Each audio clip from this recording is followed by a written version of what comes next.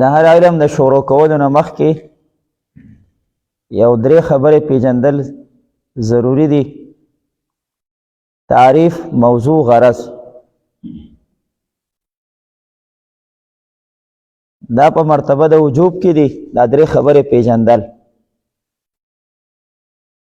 دینه باقی پنځه خبرې نورې دي، بیا هغه رؤوس ثمانیه ورته وایي ټول ته.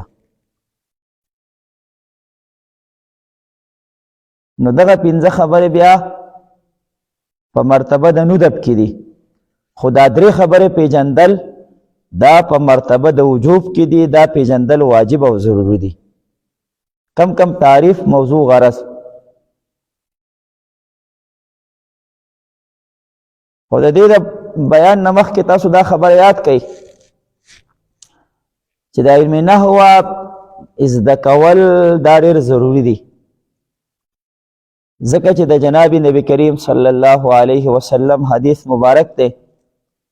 من کذب علی متعمدا فلیتبوأ مقعده من النار. څنګه حدیث دی؟ من کذب علی متعمدا فلیتبوأ مقعده من النار. څوک په ما باندې دروغ تړي قصدن عمدن، دا هغه د ځان لپاره په جهنم کې ځای ونیسي. اوس د رسول پاک حدیث مبارک یو سړی وایي او دا حدیث غلط وایي، عبارت د هغې غلط وایي، نو دا چې دی نو تعمد دی بالکذب. دا پیغمبر علیه الصلاة والسلام باندې قصدن دروغ ویل دی. خدا کله دا په هغه وخت کې چې یو سړی حدیث وایي او غلطه وایي عبارت، او د هغې صحیح کولو طریقه والله نه ورځي، په هغې پوهېږي نه، نو چې صحیح کولی نه شي او غلطه وایي، دې د غلط ته ټیک وایي. نو چې د غلط ته ټیک وایي دا تعمد بالکذب دی، قصدن په پیغمبر علیه الصلاة والسلام باندې دروغ تړل دي. یا خو داسې سړی نحو زده کړي که نه، او اعراب وپېژني چې اعراب دې ځای کې رفع ده، دې ځای نصب، دې ځای جر دی، اعراب یې زده کړي او بیا خطا کېږي. نو چې خطا کېږي او صحیح کولی شي نو دا تعمل بالکذب کې نه راځي، دا د دې حدیث په واحد کې بیا نه راځي. پوه شوې که نه؟ د پیغمبر علیه السلام یو حدیث مبارک دی، هغه یو سړی وایي او عبارت خطا وایي، اعراب غلط وایي. نو چې د اعراب غلط وایي او هغه صحیح کولی شي نو دا سړی د دې حدیث په واحد کې نه داخلېږي. من کذب علی متعمدا، او که ټیک کولی نه شي غلطه وایي او د غلط ته ټیک وایي نو دی په رسول پاک باندې قصدن دروغ تړي، دا په دې واحد کې داخل دی. نو ځکه اعراب زده کول، نحو زده کول لازمي دی چې د دې واحد نه سړی بچ شي. دې باندې پوه شوې که نه؟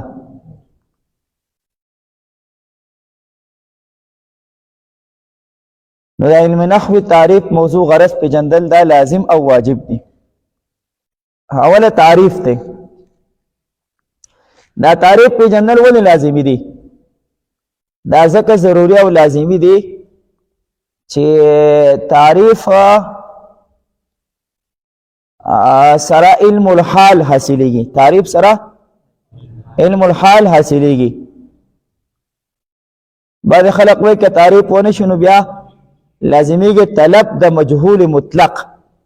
خو دا خبره کمزورې ده. داسې ویل پکار دی چې تعریف پیژندل ځکه پکار دی چې علم الحال حاصل شي.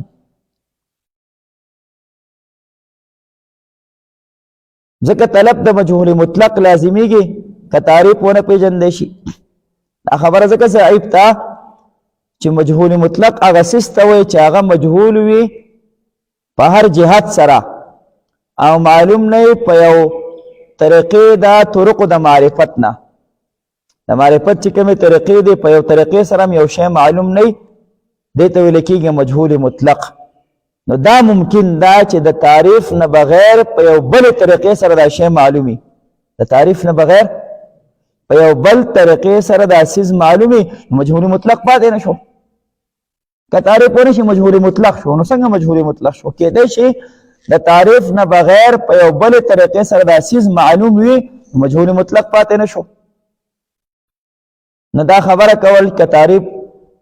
ونه پیژندی شي لازمیږي طلب د مشهور مطلق دا ضعیف ده بلکې څه ویل پکار دي تعریف پیژندل ځکه پکار دي چې علم الحال حاصل شي ځکه په تعریف سره علم الحال حاصلېږي علم الحال څه ته وایي دا هغه استعداد ته وایي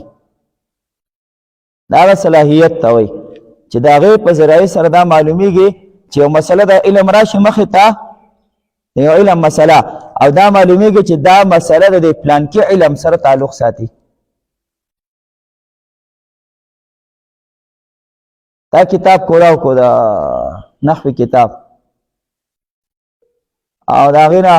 تا دا غیر منصرف بحث شروع کو چې غیر المنصرف ما فيه سببان او واحد يقوم مقامهما هدایت النحو کې غیر المنصرف ما اغه اسم ده فيه سببان چې پاغه کې دو سببونه دي او واحد یا یو سبب داسې سبب يقوم مقامهما چې ودرېږي په ځای د دوو سببونو باندې وس دا تعریف تا کولو د غیر منصرف او تا دا معلومه کړه چې دا بحث د علم نحو دی ذکر علم نحو تعریف تعویل او کړه انه علم باصول يعرف بها احوال اواخر الكلم الثلاث من حيث الاعراب والبناء وكيفيه تركيب بعضها مع بعض نو دې تعریف ته چې تا وکړه نو د دې تعریف نه تا دا معلومه کړه چې دا مسله د غیر منصرف دا تعریفو دا علم نحو دا علم دې ته ویل کېږي علم الحال دا علم الحال حاصلېږي په تعریف پیژندلو سره په تعریف چرته یو فقی عالم هغه ته شاګرد کتاب کې ښودو هدایت النحو ما ته دا مسله ووایه چې کله هدایت النحو کولاو کړه د غیر منصرف بحث پکې و هغه غیر منصرف نه پیژندو نو بچیا غیر المتصرف هغه مال چې پاغه کې تصرف جایز نه ده ما هغه مال ده فيه سببان چې پاغه کې دوه سببونه حرمت یا شبه حرمت او واحد یا یو داسې سبب يقوم مقامهما چې ودرېږي پسې د دوه سببونو باندې داسې غټ علت پکې د حرمت لپاره چې هغه د حرمت او د شبه حرمت په ځای قایمېږي داسې غټ سبب پکې نو دا مال په دې کې تصرف جایز نه دی هغه د غیر منصرف نه څه جوړ کو غیر متصرف نه علم الحال حاصلېږي په تعریف پیژندلو سره او موضوع پیژندل ځکه پکار دی چې دا علم مشروع فی چې په کم کې شروع شوی دا او غیر مشروع فی مینس کې امتیاز او فرق راشي ځکه په موضوع سره یو علم د بل نه جدا کیږي نو موضوع پیژندل ځکه ضروری دی چې دا علم مشروع فی هغه علم چې په کم کې شروع شوی دا او غیر مشروع فی مینس کې فرق راشي او غرض پیژندل ځکه پکار دی چې طلب د عبث را نشي یو سره د ځن روان دی بازار ته څنګه بازار کې سنه کومه نو روان دی دا کم روان چې دا طلب چې کې د تلو دا روان دی دا طلب عبث ته ځکه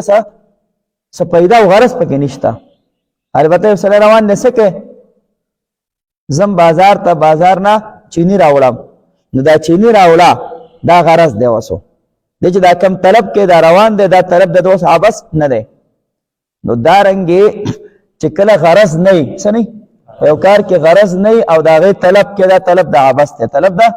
نو غرض پیژندل ځکه پکار دی چې طلب دا عبث را نشي نو د هر علم د شروع کول نه مخکې درې خبرې پیژندل ضروری دي تعریف موضوع او غرض تعریف پیژندل ولې ضروری دي چې علم الحال حاصل شي علم الحال هغه استعداد ته وایي چې د هغې په ذریعه سره دا معلومیږي د هغې په ذریعه سره دا معلومیږي چې دا علم د پلان دا مسله د پلان کې علم ده لکه یو سړی کولاو کې کتاب غیر المنصرف ما فيه سببان او واحد يقوم مقامهما او د دې نه دا معلومه کې چې دا مسله ده د علم نحو ده او موضوع پیژندل ځکه پکار دی